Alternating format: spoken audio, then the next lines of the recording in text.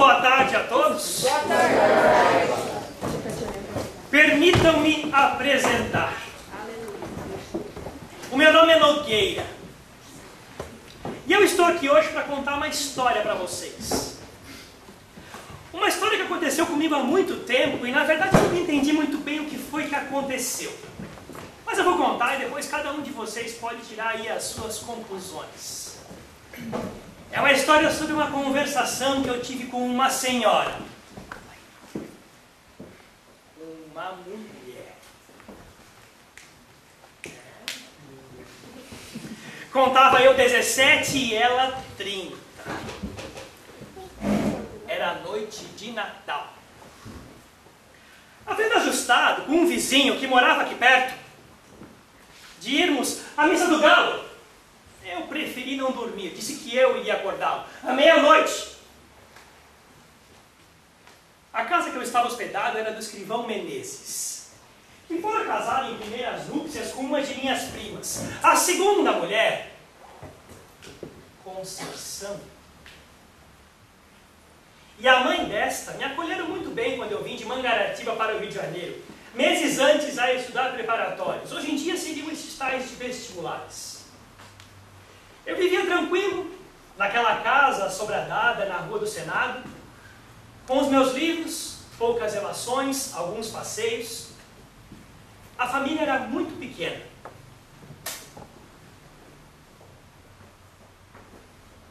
O escrivão, a esposa,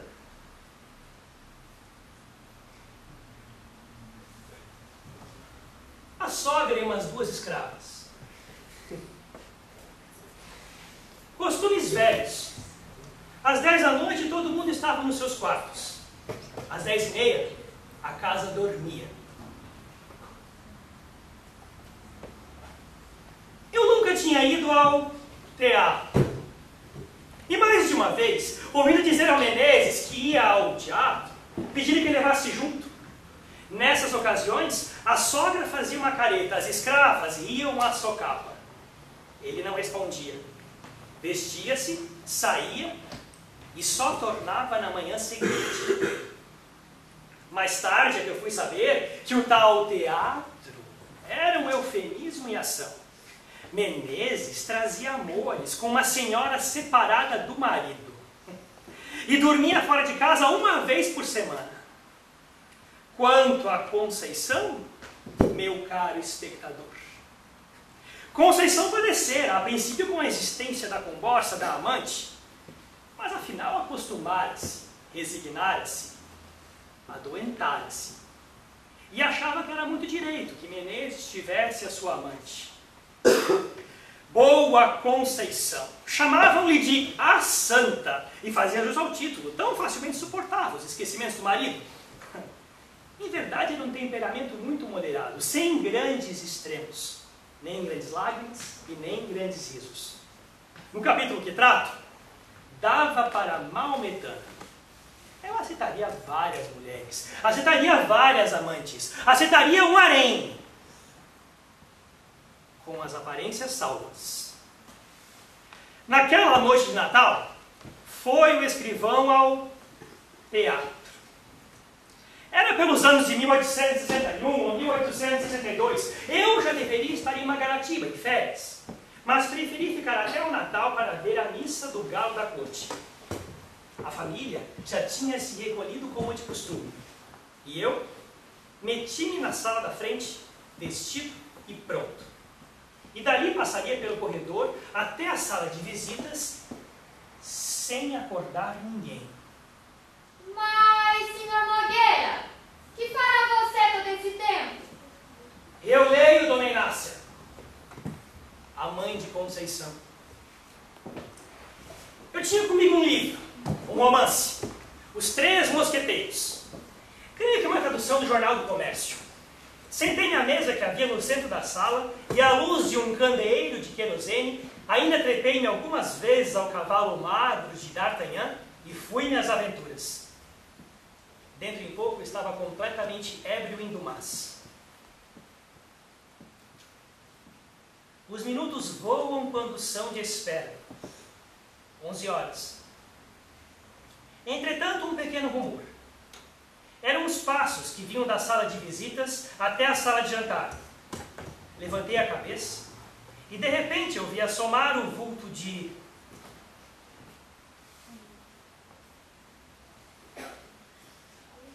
Conceição?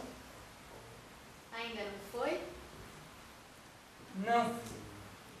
Parece que ainda não é meia-noite. Que paciência.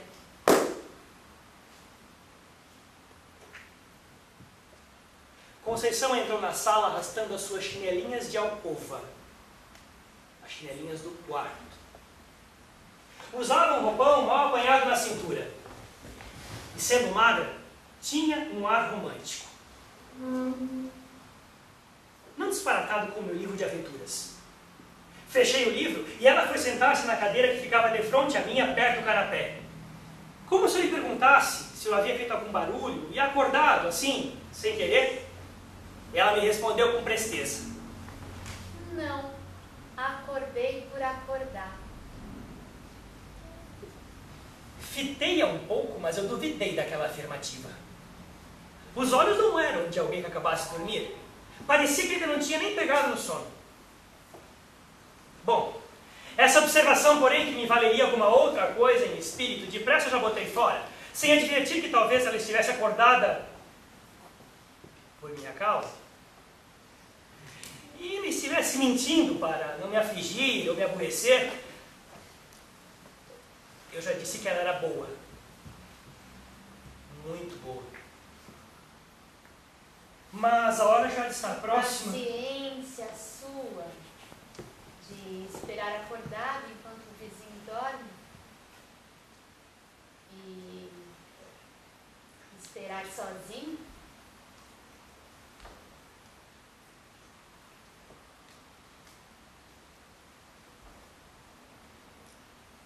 E esperar sozinho. Amigo espectador. E esperar sozinho.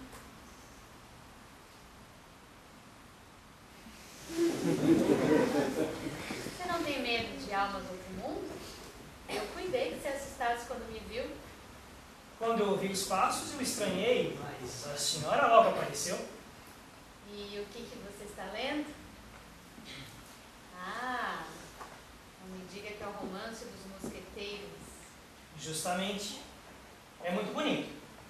Gosta de romances? Gosto. Gosto. Já leu A Moreninha? Do Dr. Macedo? Eu tenho lá em Mangaratiba. Eu gosto muito de romances, mas leio pouco, por falta de tempo. Que romances você tem lido? Eu comecei a dizer-lhe os nomes de alguns. Conceição ouvia-me com a cabeça meio reclinada no espaldar, enfiando os olhos por entre as pálpebras meio cerradas, sem os tirar de mim. Às vezes passava a língua nos lábios para umedecê-los. Quando eu acabei de falar, não disse mais nada. Chegamos a ficar assim por alguns segundos. Depois eu vi endireitar a cabeça, cruzar os dedos e sobre eles pousar o queixo. Sem tirar de mim os seus grandes olhos espertos. Devia estar aborrecida, pensei eu. Dona Conceição, eu creio que vão sendo horas e eu... Não, ainda tem tempo. São 11h30. E agora mesmo no relógio. Você, perdendo a noite, é capaz de não dormir de dia? Eu já tenho feito isso. Eu não. Perdendo uma noite, no outro dia, tô que não posso. E meia hora que seja, hei de passar pelo sono.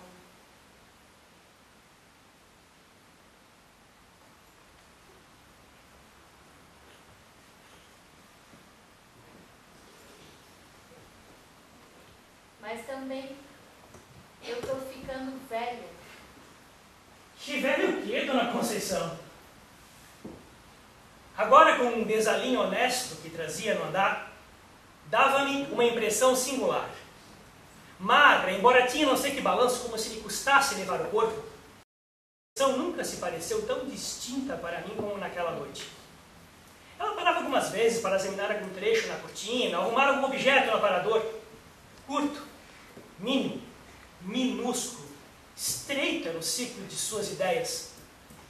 Tornou um espanto a me ver esperar acordado, e eu repeti-lhe mais de uma vez o que ela já sabia, isto é, que eu nunca ouvira a missa do galo na corte, que não queria perdê-la.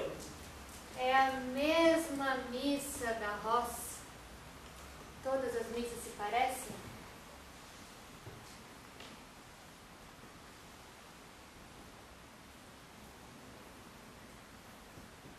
Concordo. Mas aqui é de haver muito mais gente e mais luxo também. Olha, Semana Santa na corte é muito mais bonita que na roça. Santo Antônio eu não digo, nem São João. Pouco a pouco tinha se inclinado, fincara os cotovelos no mármore da mesa e meter o rosto por entre as mãos espalmadas. E não estando abotoadas, as mangas. As mangas. As mangas caíram naturalmente. E eu vi metade dos braços. Muito claros. Menos magros do que se podia supor. Que calor, espectador! A impressão que eu tive foi grande. As veias eram tão azuis que, apesar de pouca claridade, eu podia apontá-las de onde eu estava. Eu continuei a dizer o que eu pensava das festas da roça e da cidade, outras coisas que me vinham vir da boca. Falava emendando os assuntos, repetindo, tornando os primeiros, rindo para fazê-la sorrir e ver os dentes, que luziam de brancos, todos iguaizinhos. Os olhos não eram bem negros, mas escuros.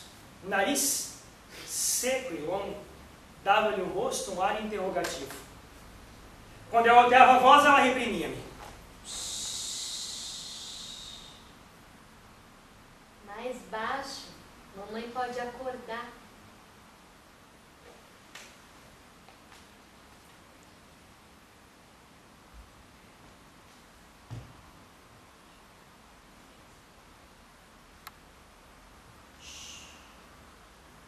A mamãe pode acordar.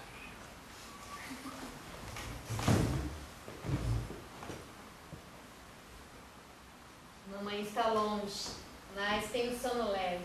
Acordando agora, coitada, tão cedo não pegava no sono.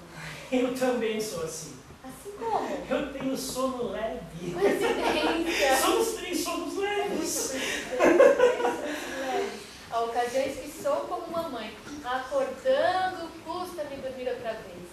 Rolo na cama à toa, levanto-me, acendo vela, torno a deitar-me e nada. Foi o que lhe aconteceu hoje. Não.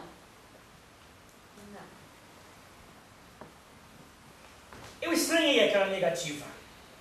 Pode ser até que ela também estranhasse. Depois referiu-se a uma história de sonhos, me garantiu que só tivera um pesadelo em criança. A conversa foi assim, reatando lentamente e longamente, sem que eu me desse pela hora e nem pela missa. Quando acabava de fazer uma afirmação ou uma narrativa, ela inventava uma nova pergunta, uma outra matéria. E eu pegava novamente a palavra. De quando em quando... Mais baixo, mais baixo. Havia também umas pausas. 2 dessas vezes, penso que a vi dormir. Mas os olhos, cerrados por um instante, depressa se abriam, sem sono e nem fadiga. Como se eu os tivesse fechado para me ver melhor. Uma dessas vezes, creio que deu por mim embebido por sua beleza. Mas lembro que os tornou a fechar, não sei se depressa ou vagarosamente. Há impressões dessa noite que me parecem muito truncadas ou confusas. Contradigo-me, atrapalham-me. Mas uma das lembranças que tenho muito frescas comigo é que ela, em certas ocasiões, era somente simpática. Ficou linda. Ficou lindíssima.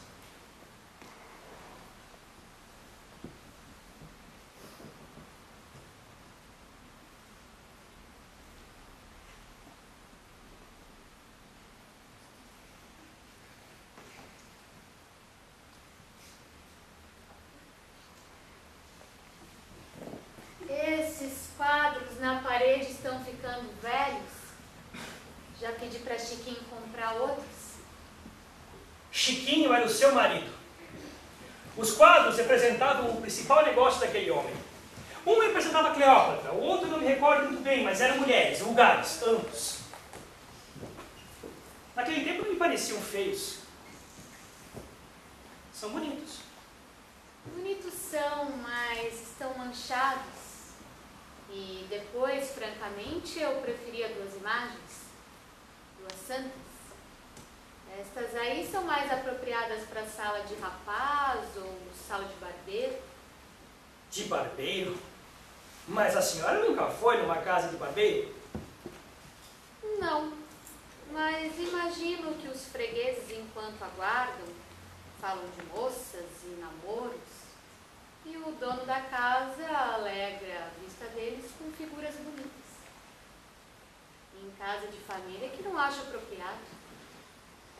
Eu tenho uma Nossa Senhora da Conceição, muito bonita, minha madrinha. Mas ela é de escultura e obviamente eu não posso pôr na parede. Está lá no meu oratório. A ideia do oratório me trouxe a da missa. Lembrou-me que podia ser tarde, quis dizê-lo.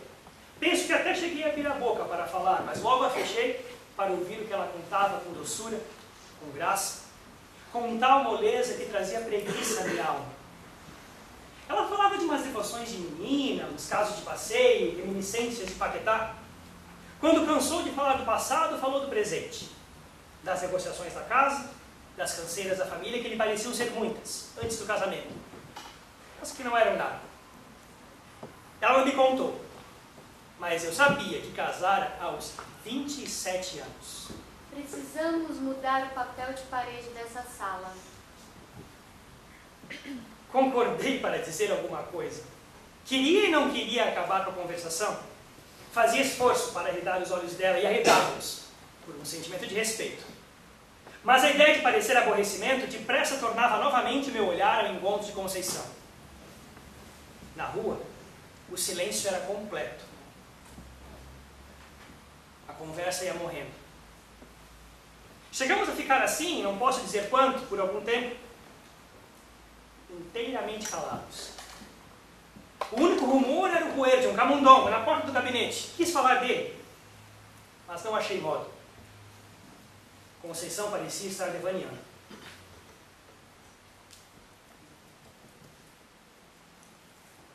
Aí está o seu companheiro.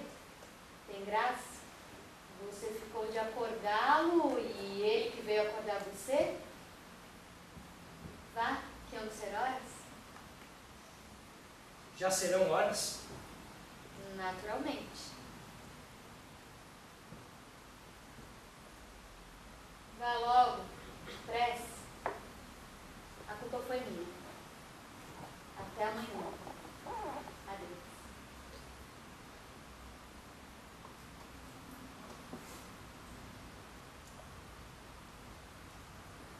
E do mesmo modo, Conceição enfiou o corredor adentro, pisando de mansinho. Fui até a rua e encontrei o vizinho que me esperava. E dali nos guiamos à igreja. Mas a figura de Conceição interpôs-se entre mim e o padre mais de uma vez durante a igreja, durante a missa.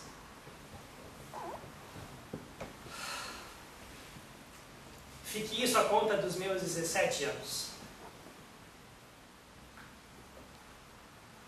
Mas no outro dia, pela manhã, falei das pessoas que estavam na igreja, das pessoas que estavam na missa do galo, sem excitar a curiosidade de Conceição. Como sempre, achei ela durante o dia natural, benigna, sem nada que fizesse lembrar a conversação da véspera. Pelo ano bom, No ano novo, quando fui a Mangaratiba e retornei em março ao Rio de Janeiro, o escrivão tinha morrido de apoplexia. Conceição morava no Engenho Novo, mas nem a vi, nem a visitei. Mais tarde, fiquei sabendo que casara com o escrevente juramentado do marido. Conceição.